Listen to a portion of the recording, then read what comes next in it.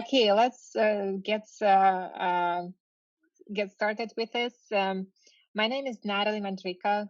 I'm helping out Michael and Mirror community to use technology to connect us. And the idea was actually before what happened past 5 months, and now we just have a way to start using this at scale. So we have more and more people joining us at Mirror to have conversation. And what I did before, I tried to create digital community in Washington D.C. through meetups, USDC, and now I have a option to use the DC Digital Project Managers meetup, as well as the Miro community. So the whole format is we will use the visual board, the tool, so you can see how this product particularly might help you to have this conversation outside or inside your company. And another vision that I had for this community, that we can have topic that's really relevant to us, particularly to DC area and beyond. And for us, technology is just a tool to communicate our ideas. So with that, let me turn mic to Michael. Yeah, and hello everyone. I'm also one of the DC Bureau user group organizers, and as Natalie was saying, we really believe in the power of tools like this to facilitate really important discussions like the one that we're gonna have tonight. As we know, looking over just the news, not only in the last 5 months, but even just the last few weeks, hearing stories from Portland, from Chicago, Kansas City, and more, our nation continues to be really wrecked by the challenge of police brutality. And we are trying to figure out, how do we address this challenge? How do we engage in a dialogue as well that can create meaningful, efficient, and effective solutions to move our society forward? So tonight, we're really honored to have Kisha A. Brown and Dr. Shaun Gittens join us to lead a very important discussion on those problems that we're facing. Kisha is a former civil rights director who led the Civil Review Board during the aftermath of the Freddie Gray uprising, and she currently leads Justice Connection, which is focused on connecting top Black lawyers to local communities in the DMV metro area. Dr. Shaun Gittens is a data scientist and director of machine learning capability at Masterpiece Solutions, and he explores the benefits and drawbacks of modern technological advancements on how they might best address our country's policing problems. So Miro tonight is a tool to help us facilitate this discussion that they're going to lead us down. If you haven't joined, if you're just joined, please join this Miro link that I just sent out in the chat, and you'll be able to participate as they guide us through this discussion tonight. So with that, I'll hand it over to Kisha and Dr. Gittens. Cool. Thanks, Michael. Thanks, Natalie, as well, for having us this evening. We're excited to have this conversation with all of the folks who are joining us by Zoom and everybody who is there in Miro land as well. This is going to be so interesting. I've never done a Miro event before, so I'm looking forward to speaking and watching and seeing all the dynamics happen in front of us. I know Shaun and I have been really looking forward to this.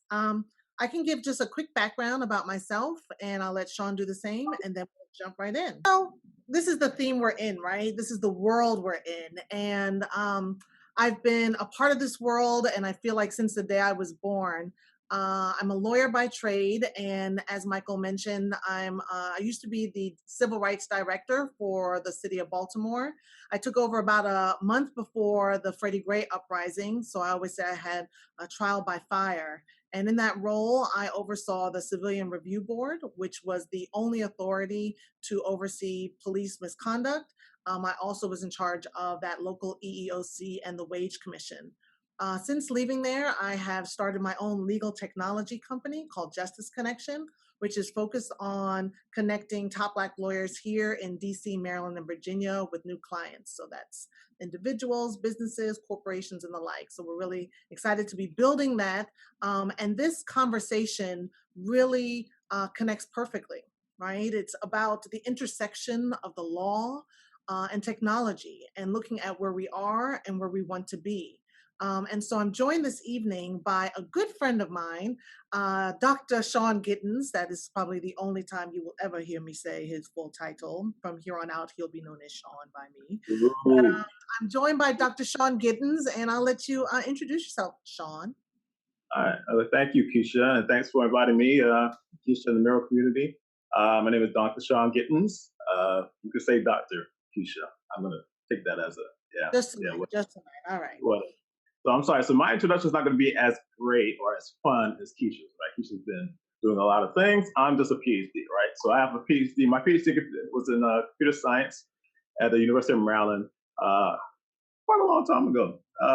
But basically, my focus was on artificial intelligence. And it's funny that when I defended my dissertation, AI didn't really have a lot of placement. I believe actually like 2006 when I defended. And AI wasn't as popular as it was now. It really just a couple of years after I finished before it took off. And then you just see what's going on now. So right now, as the director for machine learning, I tend to lead the team at my software company, which is Masterpiece, who I work with.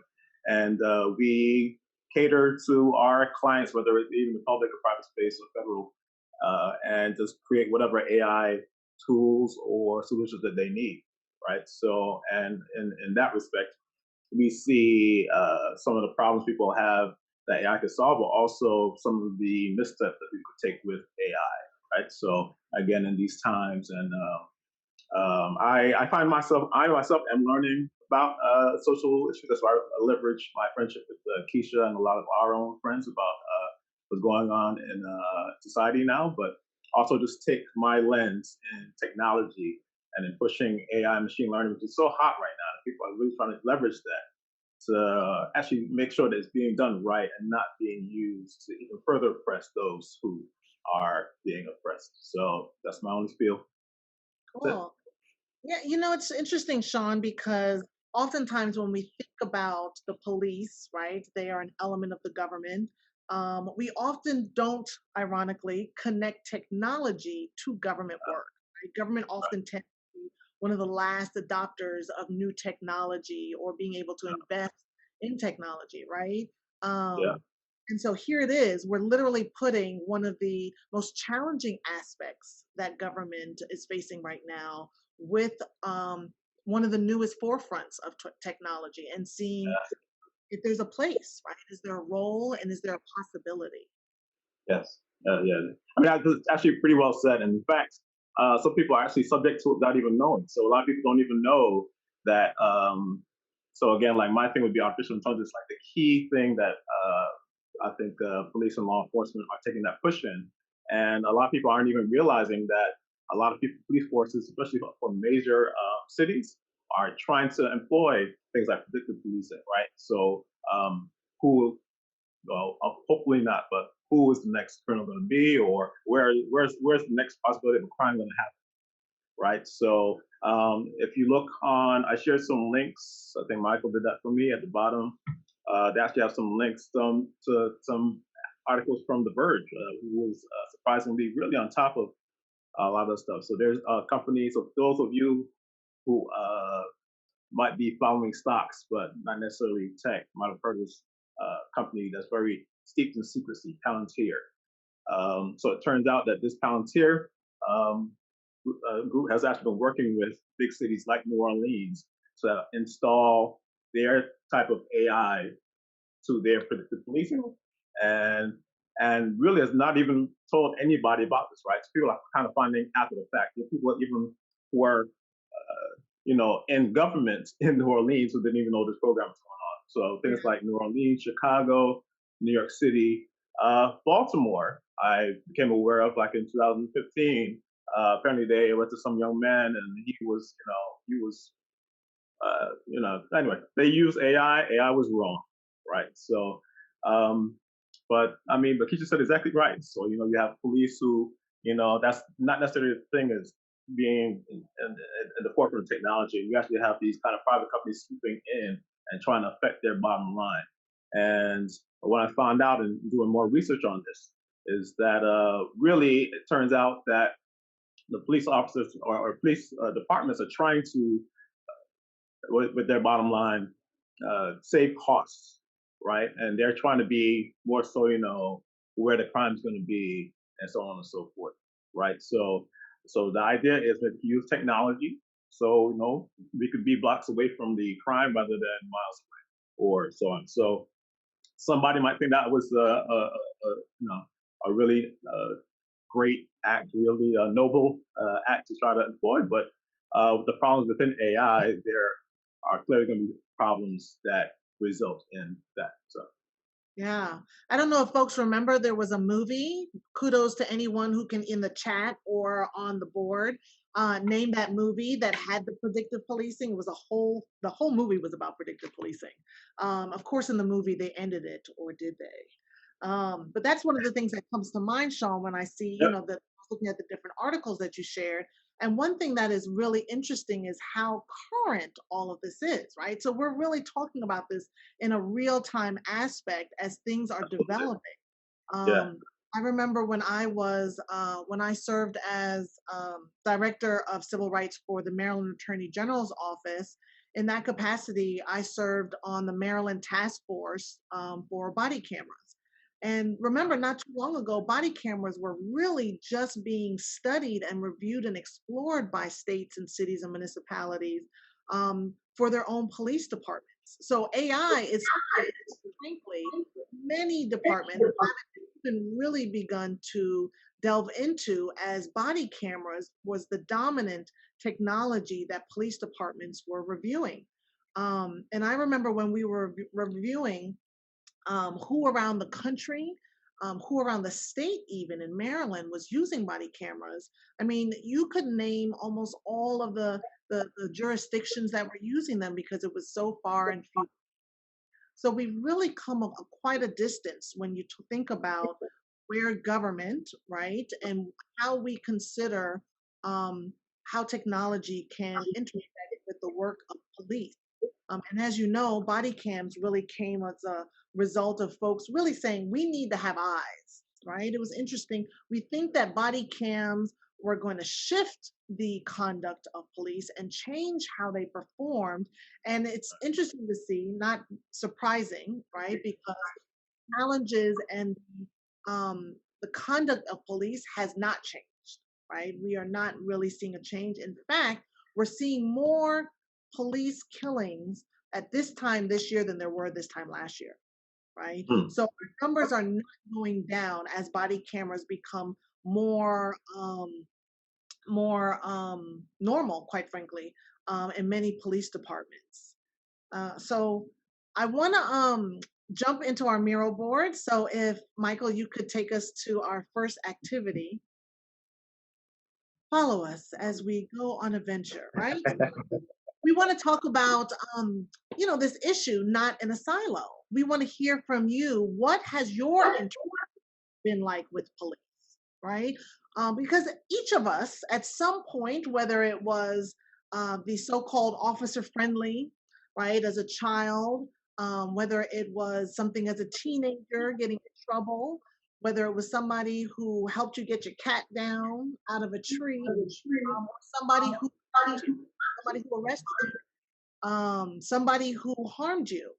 And we know that it can be the range, but we're interested in those of you who are here, who are on the mural board. And as you can see, we sort of color coded it in a way to really sort of give us that visual of what's the difference in our experiences, right? What are the differences in our interactions? Shaun, oftentimes when folks think about police brutality, like for example, what's one of the first things you think of when I say police brutality? On the spot. On the spot. This beating, right? So, you did put me on the spot right there, right? So, but yeah.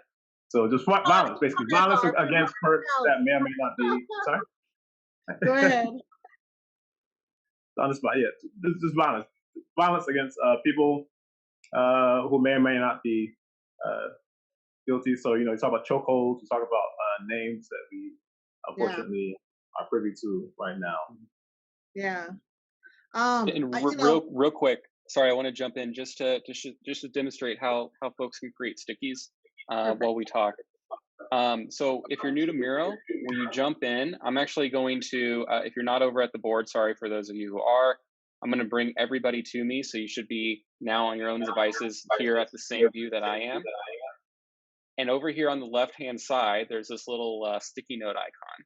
If you click on that with your mouse, and then you find the color that coordinates with the key over here. So white sticky note if you're white, purple sticky note if you're black, and then a light green sticky note if you're people of color. And then basically you would just click and drag that over into whichever quadrant you have, and then you would just type what your experience was there. And if you have any questions or running any trouble, don't hesitate to send Natalie or I a message in the chat. Cool. Thank you, Michael. And we'll call on you throughout. I'm sure you'll pop in to be able to give us a little guidance as we do some of the other activities. Great. So yeah, so our interaction, we didn't want to call it like, tell us about your police brutality, right? Because not everybody's had a bad experience. And many of us have good and bad, right? And when we think about police brutality, like Shaun mentioned, we remember Brother George Floyd and his chokehold that killed him, right? And we think about police killings.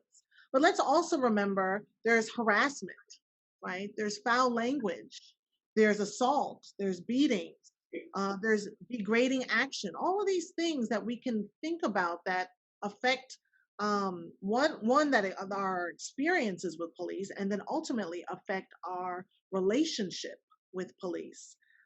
Michael also has a document that we created at Justice Connection that has some information around when stopped by the police. And I've got a friendly disclaimer on the bottom that if you are a person of color, or especially a Black person, you know, this could all go out the window. And that's really scary for a lot of people, for Black people in this country, that no matter if you do everything right, and we can name their names, right, of those that we've seen video that have not made it after seemingly done everything right. And so some of basics that seem basic, right? Stay in your car. I thought turning on your interior lights, right? To sort of give an extra level of transparency and visibility for the officer, to be able to narrate your actions, to be able to walk through exactly what it is that you're doing. We've seen video where that didn't matter in situations, to be able to accept whatever might be that you're to receive.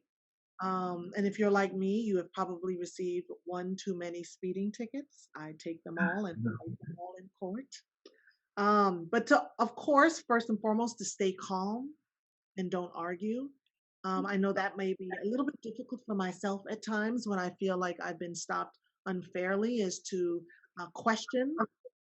But in this day and age, as many Black parents tell their children, it's more important for you to get home safely, right, than to get home right. So let's take a look back at how our board is going with people sharing their experiences. And I love the fact that people are willing to be so forthcoming, because sometimes they're positive, and sometimes they're not so positive.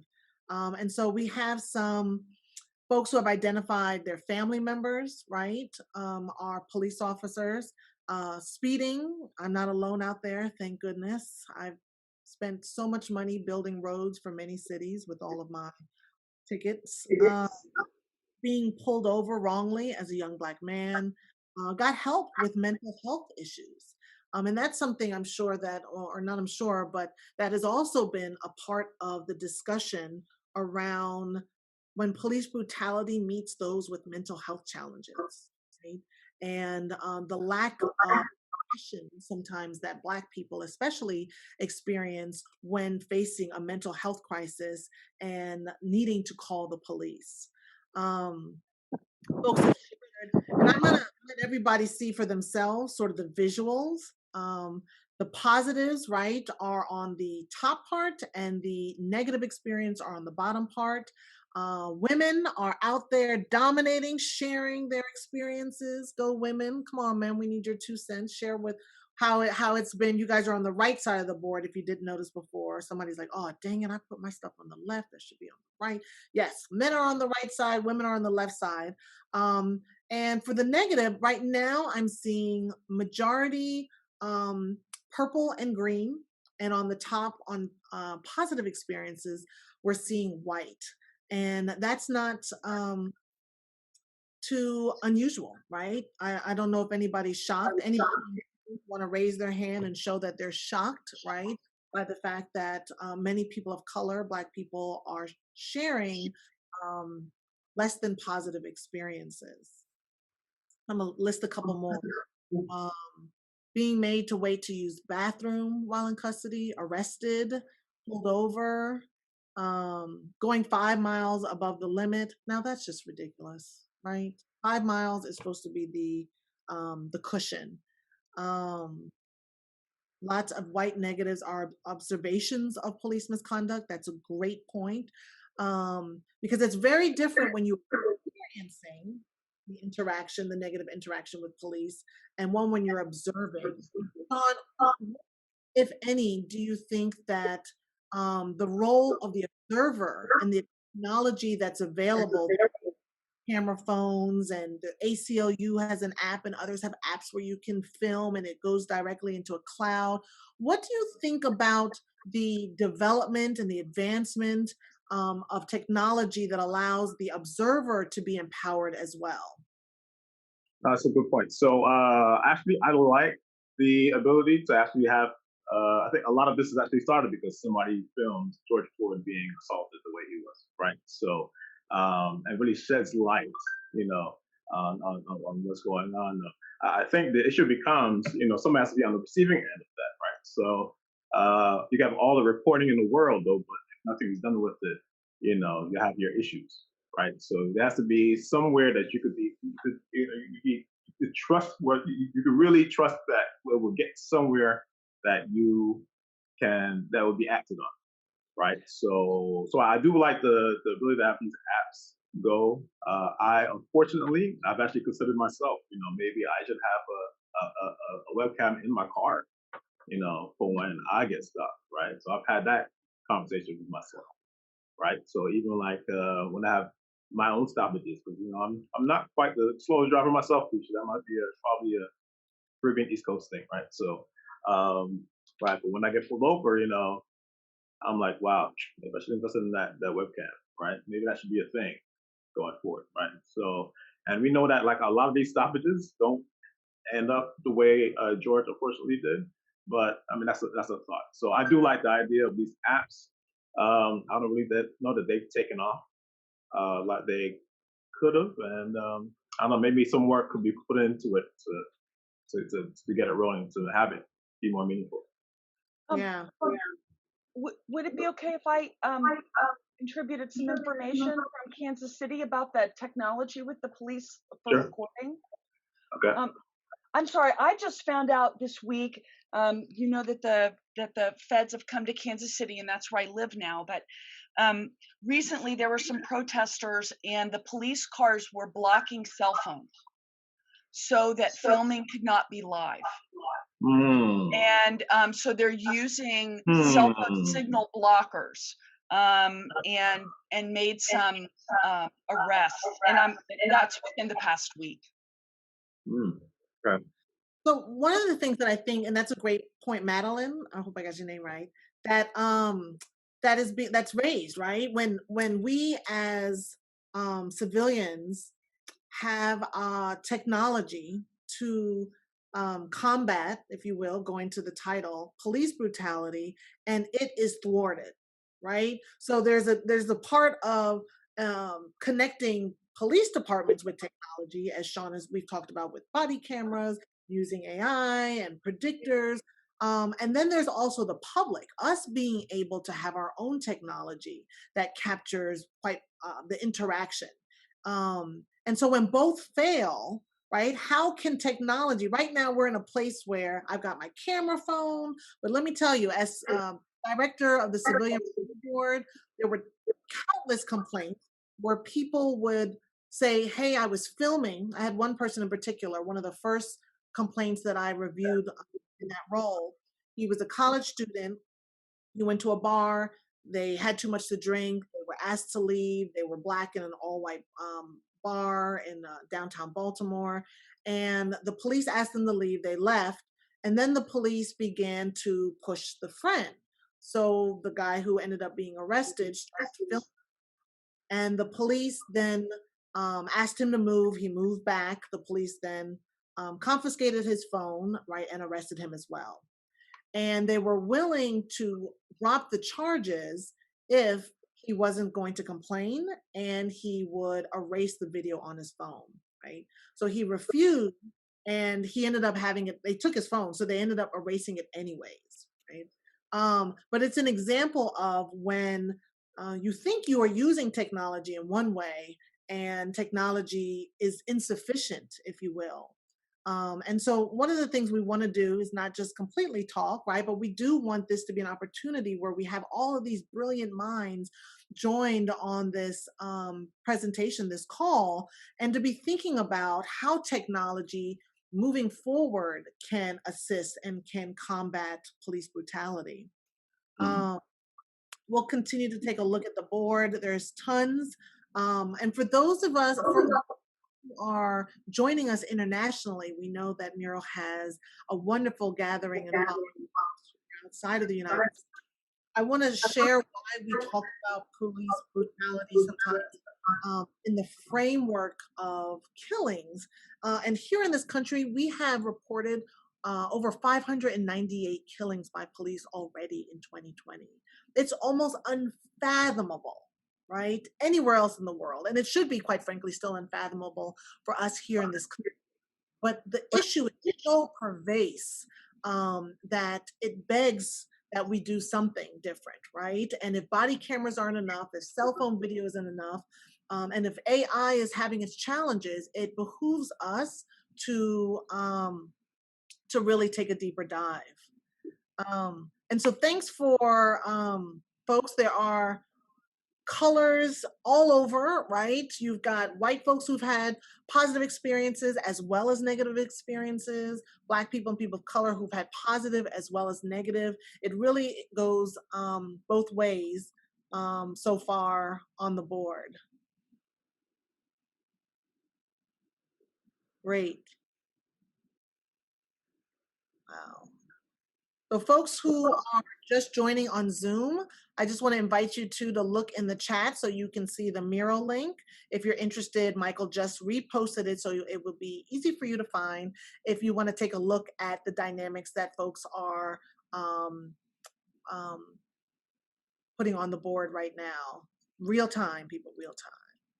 So we'll move down to the next activity if we could. Ah, Shaun, we can see you. Beautiful. Get it out. I can get it out. That PhD is worth something, I'm telling you. So, yeah. So, Shaun, as a data scientist and your experience, not just in AI, but overall, if you could talk a little bit more about the bias that is inherent in technology and the development of technology, especially as we go into this next activity, I think that would help set the scene very well. Sure. So when we talk about AI, AI nowadays, AI actually encompasses a lot of different things. So long as you're trying to make, say, a computer or a machine do intelligent type of things, that's usually termed as AI, right? The thing that's pushing AI right now is machine learning. And machine learning it's literally just the last decade, barely last decade, or 15 years. We've actually had this push where technology, where algorithms, where available data, where hardware, all just in this perfect storm, just had this boost where AI just became the thing a little over a decade ago. Began to. So me being in machine learning for all these years, even before this latest boost, I've seen the ups and downs of machine learning. And we talk again with machine learning. Machine learning takes an algorithm, and an algorithm will take a data set and actually learn what's being learned in that data, right? So if you're trying to learn, maybe you have pictures of flowers, you're trying to determine what is a rose, what is I don't know. I don't know flowers on the book. We'll just talk about rose. Rose, yellow rose, blue rose, whatever. So you could I like roses. train. Sorry. I like roses. All right, Yeah. continue. Yeah. But right, basically, you could take these pictures of flowers, roses, and actually put them into like a black box. There are algorithms that would actually have that black box train on the data set, and you can be able to train that black box to learn what type of, say, flower is in that data, right? So that's basically what you have, right? And the bottom line is the what people tend to think of is the more data, the better, right? And that's actually how we're actually getting these big uh, leaps in machine learning, because a lot of people have a lot more data, and then they're more willing to release all of their data to everybody, right? So you actually have Yahoo and Netflix releasing millions and millions of images out there for people to actually train on, and people being willing to actually tag millions of pictures or what have you. And so you have these dynamic, amazing predictors and classifiers out there now. Even those even for text, it's amazing what machine learning is being done for text. For those of you who use Gmail and you start writing a sentence and then Google somehow finishes your entire sentence and you don't know why, that's a whole other thing. That's machine learning. So all of that is going on. So we say all of this about data. Again, the more data, the better you do. Is the thought process. You are unfortunately subject to bias, as Kisha just talks about, right? So so almost like garbage in, garbage out. Everybody's heard that term. What you put into a machine learning algorithm, and the latest and greatest right now is what's called deep learning with neural networks. Neural networks are basically inspired by the way we believe our brains work. We can model that on the machine or on our laptops or our computers, and those in turn can learn. So the more data we're able to give these neural networks, the better they do. But if we give data that is skewed, that is not representative, there are dangers that can happen, right? So, so right now we're talking about like facial recognition being a big thing right now, right? Right now people are doing really well. Like everybody's phones can do facial recognition, right? Without bar none, almost things of that nature. So, but people don't understand is that the training sets that people are learning this on are primarily made up of, say, white males, right? So what's going on is that they're getting white males very well, right? So in the high 90s, if you're a white male, they're going to see your face and they could actually break down features in your face, and they could find you in a gallery and things of that nature, right? When you break it down further down, white women come after that, and then people of color come after that, where it's to such a bad degree that women of color is almost come down to, the latest study was women of color came almost to a coin toss, like 50 something percent. You would actually detect the face and be able to extract features from that face, right?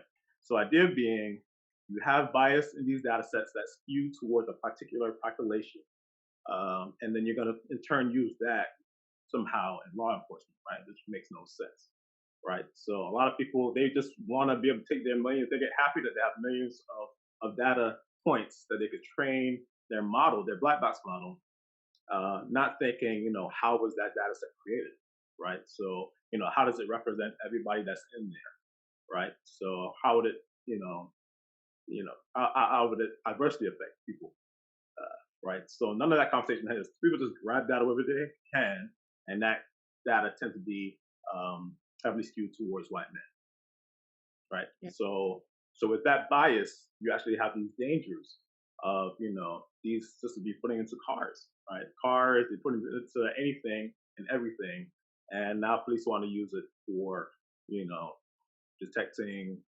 criminal behavior or identifying wanted people, right? And so that's the danger in all that. Wow. Wow. I can't even get into my computer half the time using the facial recognition That's feature. probably part of the reason. I'll be honest. Yeah. Be honest. Yeah. That might be one of the reasons. It is about 50-50. I'll be looking at my computer like, it's me. It's me. What do you need to do? Oh, Like, hello. Here's my eyes. Look. yeah. Woo! Not today, Kisha. Not today. Sometimes not. Right. Right. Yeah. Great points. Michael, can you give a little guidance for this activities that Shaun just broke down a lot around bias and data, and we'd love for folks to hop in on some of the stuff we've laid out on Miro board. Yeah, so I'm going to bring everyone to my screen, so you should now see what I see on the Zoom screen share. So there's really two components to this exercise here. The first is if you have questions that you want to discuss about your stories, or just stories and dealing with biases and data that you want to share, grab a sticky note here on the left-hand side, and then just bring it over and enter in your story here, and we'll talk about it. On the other side of this is also a question just to kind of poll the audience of how much do you trust, based on what Shaun is saying, the machine learning algorithms. And so this is color coded to the exercise we just did. So grab a dot and drag it over. Do you have high trust, or do you have low trust, or somewhere in between? And then we'll take a look and see kind of where we all are congregating. Put my dot last so I don't skew anybody. So.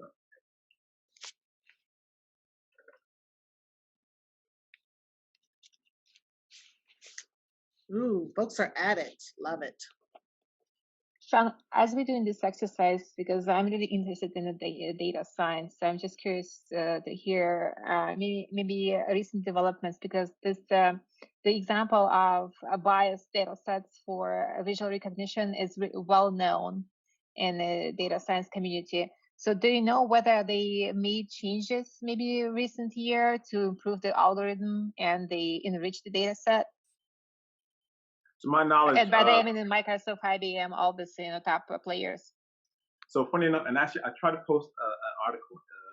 I had some problems with Miro, but apparently, literally in the last month, IBM has actually put out a statement saying they will not do face recognition. And think, IBM is one of our technology giants. If they find a problem in it where they've been hit, they really see the problems that were illuminated with bias and how it could be, used inappropriately.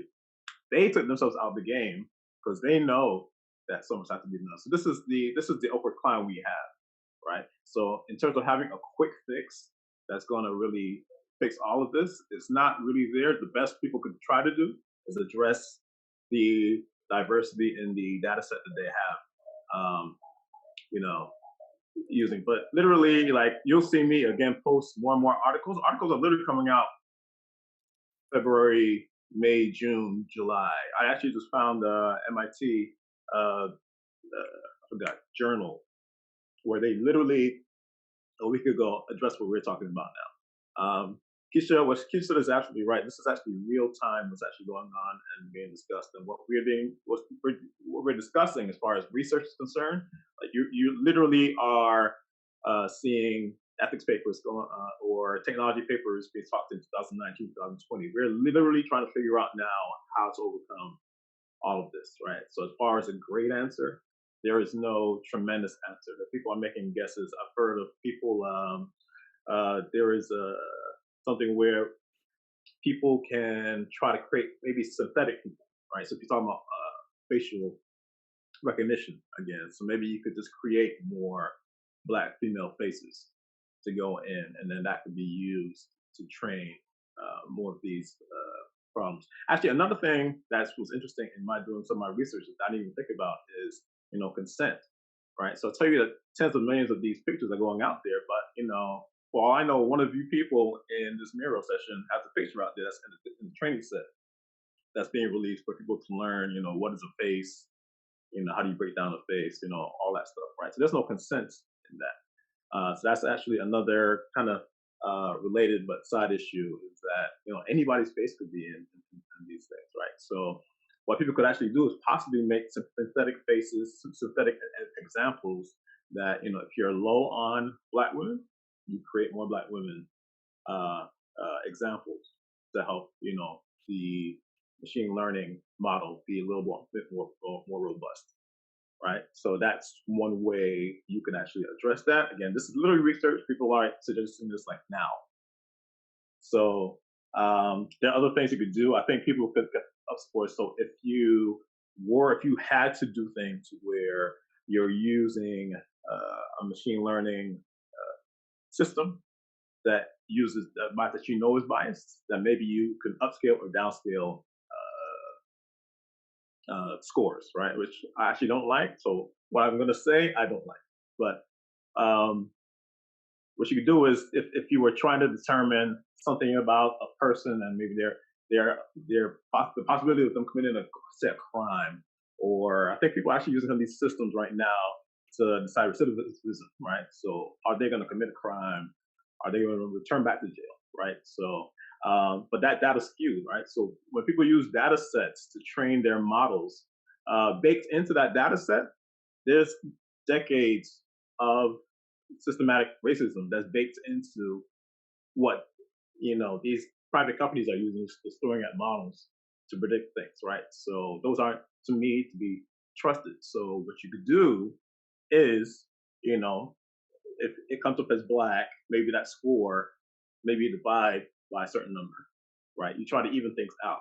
So instead of having a certain individual be predicted 80% higher than a white male, you could actually assign a score that would, decrement you if you were in a particular group, right? So I think people are trying that. I'm not a fan of that at all. I would actually go towards you thinking of how the software is going to affect people. And if it's really going to adversely affect a lot of people in a certain way, I would actually say you should consider not doing it, kind of like what IBM was, right? So, Got I it. mean, it's kind of harsh, but, we just don't know enough. And the consequences of, again, having police actually use these machine learning algorithms to, determine, like, well, has anybody said the movie that Kisha has been alluding to? Because I wanted to say it. I don't want to say it. Don't say it yet. Don't say it yet. We still have time. We still have time. All the Okay, so people we're gonna say, are itching to tell. right. So in that the movie starts with an M. I think somebody posted the answer, and I just put it in the Where board. was it? I think that was Brittany. Okay. Yeah. Where is it? You're not supposed to do that. Okay. Right. So, but yeah. So that, I think that is what people really are going for. They actually want to be able to predict crime and predict where it's going to happen and all these different things and get there. But it's not really it's not to a point where you could trust it. Is my point. So. Yeah, just to summarize, because it's so important for me for data science. It seems like for predictive analytics, the data sets we have that shows the trend in the past is actually as the systematic racism that happened in the past whatever years, right? So it seems like the counteract that is more a question of ethics. Like we don't have other data sets that would change the model, but we need to think how we can design with the ethics in our mind so we don't proliferate these biases forward. Right. Exactly right. Yeah. And by the way, there are entire conferences on. I went to a conference on AI and ethics that lasted for days in New York. It just happened in February. I thought you were That going was to say fascinating. it doesn't seem like many folks are following ethics in AI and technology. So That is exactly right. That is exactly right. That is right, which is why we need these conferences, why we need these discussions, right? Us tech guys, and I put myself into it, sometimes we get happy with our data, we want to throw into models and say, we have these numbers, say, hey, look at how accurate, this is 98% accurate, the precision is this and that, and we're happy with our algorithm, but we don't know the underlying. I think people need to study, and I think, to me, I think we need more help from our social scientists. Like, we need to study where these, not only where our data sets are coming from, but like who created them and what's really going on in these data sets, right? Because like for me, like one example I always give is, people might take race out of a data set when predicting something, but I'm pretty sure there's certain neighborhoods that if you give me, or certain cities, if you give me a zip code and let me see, give me a zip code and the, I don't know, that the household income, I might be able to, determine race relatively well in certain cities, Well, right? Shaun, in this So country, sorry, go ahead. sorry. No, I was going to just say, to dovetail on that, in this country, race is baked into Yes, policy. that's You the can, point. That's quote exactly it. unquote, take race out of it as a criteria, but it is inherently baked And it's into inherent. everything in this country. And it's inherent. Exactly. And going back decades, right? So, right. So again, so we need people to actually study the data sets before you even try to use them, right? And actually see where systematic racism and all these different things happen before you even try to use them, and then try to offset that. If you even try to make that system, sometimes you probably shouldn't make a system because that data set is just not ready, and the ramifications are dire. Yeah. Well, it looks like for those who are on the board, folks have a very low, at the right side of the board, have a fairly low sort of trust in machine learning overall, with most of our dots being towards the bottom. And there have been quite a number of interesting stories that have been shared about folks dealing with bias in data, right? And a lot of things that you've touched on, Shaun, that folks are double backing on as well, or doubling up on, right? The facial recognition, being able to talk about it in the sense of different companies and who's doing what, algorithms or machine learning. One of the comments that I thought was interesting had to do with, I lost it, but it was dealing with majority, like looking at who is the majority, right? And being able to gather data off of who is the majority. And one of the things that I think is quite telling in this country, right, is who is the majority now, and literally who's going to be the majority tomorrow. Hmm. In many, I won't say most, but in many major cities, and as well as smaller jurisdictions. Here in Maryland, we've got a smaller county, Howard County, but you've got where school jurisdictions, schools systems are already majority children of color, right? Forecasting the browning of this country that is inevitable.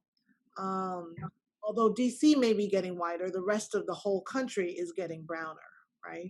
And so when you talk about how are we building technology and what's the data we're using, we're really, if you're only using white men, not only are you using a subset of the country, you're using an outdated subset of the country, right? And how does that then inform how governments institute its work, namely with police? And in many places, too many places, right? Police departments have the biggest budgets of that jurisdiction. So when you talk about using technology and how do we use the data we have and what data we're using, and then you've got a department, a municipality or a state's police department that is using outdated information, quite frankly, right, and has the money to do it, right? So then our own tax dollars become the fuel for technology's misuse, quite frankly. So before we go to the next board, the next activity, giving everybody a chance to kind of look at some of the other posts, without having access to demographic information, I often assume that the main people we are hearing from are white people, men in positions of privilege. Feedback shared by folks working in tech, for example, meaning the solutions we end up building can be designed for them, excluding others. Good points. Where are the data for training sets coming from? Is there a vendor that sells this information? And that was something you touched on, Shaun, right? Data, the confidentiality, and people being able to sell data and information, and Mm-hmm. how Yeah. the development of technology. Yeah. There's wow, that's actually a deep thing. So right, so a lot of it, some of it is freely available, right? So some people have, so there's this whole big thing about competitions, right? So people actually take, if they want a machine learning model, they would actually take the data that they have and release it to a website like Kaggle or some other websites. Some of you might be familiar with that. And people will compete to have the best classifier predictor for those for those data sets. So, like I was saying before, one of the biggest pushes of machine learning taking off is that more data became available to everybody, right? So some of it is free. Again, like Yahoo has some huge ones, like a lot of people know about ImageNet, things like that. Some people, like you were saying, so some people go and then they scrape and then they find different ways to do to get facial data and do it that way. I myself do things with what is the biometrics company that do that does the airports now? Clear, right? Yeah, Clear, right? So I fully actually gave up my. Is it Clear or Clearview? I don't know. Clear, Somebody right? put Clearview AI is without consent scraping social media data. Oh yeah, I see that one. Yes, that's but the airport one is Clear. Yeah. Yeah, that one's Clear. Right. So some people are actually getting it freely, and they're actually getting it freely, right? So, but they're like a lot of data sets that people, like a lot of people just use, right? So they're actually free data sets that people use to do their training, but then that's the point, right? Because those data sets aren't perfect. Those data sets are biased and skewed. Yeah. But no, I think whole people go out there and actually they compile their own facial data and make models that way. So. When we were on the task force developing the policies for body cameras in the state of Maryland, let me tell you, folks weren't even talking about AI. They weren't talking about machine learning, right? Body cameras was the advanced technology that the state was considering. And they were thinking about it in the sense of, how much is it going to cost to store all of these videos? How much is it? Where do we put them? What type of servers will we need, right? Will we, and more of the turn on, the turn off, the automatic, the where is it going to be positioned? What type, right? And then as you can imagine, companies went out and built machines, right? In response to what jurisdictions were considering and also trying to predict what jurisdictions would need. And it's a wonder how many data scientists and how many policy wonks are behind the scenes, especially those of different gender and race ethnicity in these conversations on the front end. Wow, that's true. And that actually, well, to speak back on what you just said too, something just occurred to me is that all this video that is being compiled by police can be in turn used for machine learning of their own. Wow. Right. So I actually never really thought about that, but those videos that they're bringing up can easily be used for machine learning, right? And then that's skewed as well. Because I mean, if the police behavior is skewed against a certain group, they use that for machine learning. Then what, right? So they probably have their own lineups, their own mugshots. Every department that they try to use machine learning on, and that's skewed, right? So where do you go, right? Wow. So do you use that to predict who the next, killer is, if you're unjustly accusing Black men and women of crimes or murder or violent crime, right? Do you trust that data set, right? Some people would, and I don't trust it. Yeah. Yeah, I think the counterbalance is. Oh, sorry. Go ahead, Ellie. We as civilians don't have the opt-in, opt-out, right? So we're automatically reported at that point in time. I know we're running quick on time, so let's shimmy on down the board for those who are Miro. Later on, for those who are on Zoom, you can always go and check out some of the cool documents and links that we put on there. And I want to give some kudos to both Madeline, Brittany, and Clinton, who got the movie correct. It is Minority Report. So if you haven't seen it, it's a good one. And especially after this talk, you might be watching it a little bit more freaked out than if you hadn't even watched this, because it's one of those movies where you're like, this is totally coming. And the crazy thing is we're here, right? We are here in the future now. And how it progresses is something that really all of us have a role in the play out of things, right? We don't all have to be data scientists or even lawyers, but we do all have representatives here in this country, right? That are making decisions about the advancement of how our government tax dollars are spent and how technology is infused in police departments and in other places in our government, and how that then affects us, and what are the inherent biases, and how government can hold industry responsible to that bias, and ensuring that folks won't literally be paying for their own detriment, paying for their own discrimination, paying for the prejudice that would come from a biased technology. So we're looking, and we're so happy, Shaun. Look, most people feel like they learned a lot. Mm-hmm. Our presentation was not in vain. Okay. This has been a lot of fun. Glad to see that this is something that folks feel like they've been able to learn something from. And we know we have people on who work for government. We've got some great policy people. We've seen some friends and family on here, and some folks in law enforcement who I know who are on. So definitely continue to give your feedback as well, things that you'd like to see different, better. If you'd love to have Shaun and I back by popular demand. But we definitely want folks to continue the conversation on Miro. I'll let Shaun, maybe if you have any closing words, I'll let you wrap up, and then I'll give some closing words, and we'll let everybody have a good dinner.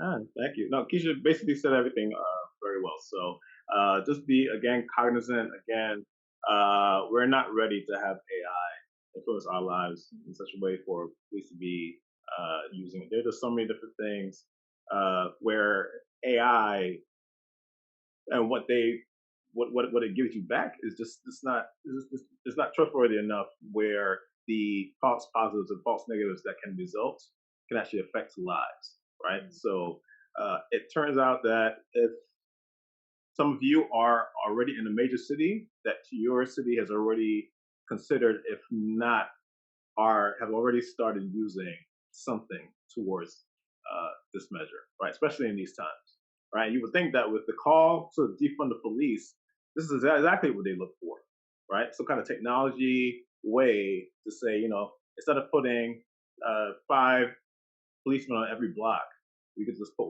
1 police car in general vicinity, and we have technology predicts where should we put those.